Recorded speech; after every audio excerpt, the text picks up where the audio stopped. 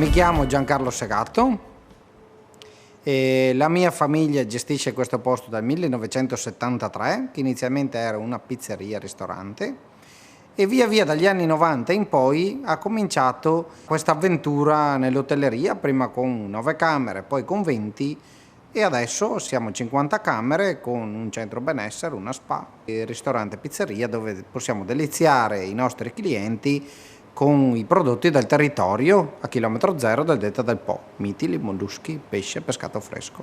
La nostra clientela è internazionale, tedeschi, francesi, olandesi, austriaci, europea in generale. Lavoriamo anche con un mercato asiatico e i clienti principali dell'hotel sono legati comunque alla visitazione del Parco del Delta, cicloturisti, persone con ottica green in generale, quindi che amano il turismo all'aria aperta e percorsi di visitazione che possiamo offrire solo in questo territorio.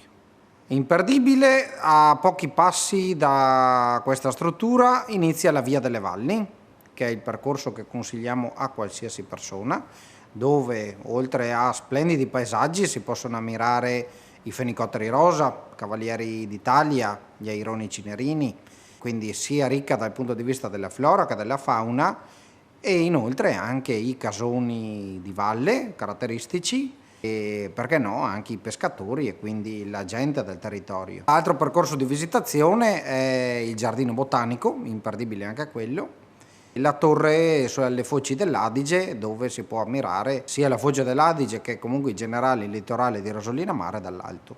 Il fiume secondo me è sinonimo di vita.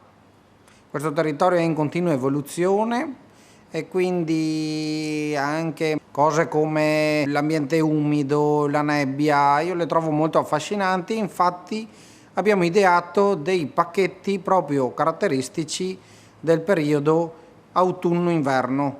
Perché no? È un periodo molto bello per visitare il parco questo. Più ci identifichiamo col territorio, più ci identifichiamo col Parco del Delta e i suoi paesaggi che sono bellissimi e unici come in realtà non pensavamo noi, ma ci viene detto proprio dagli ospiti, dalla gente che viene in visitazione.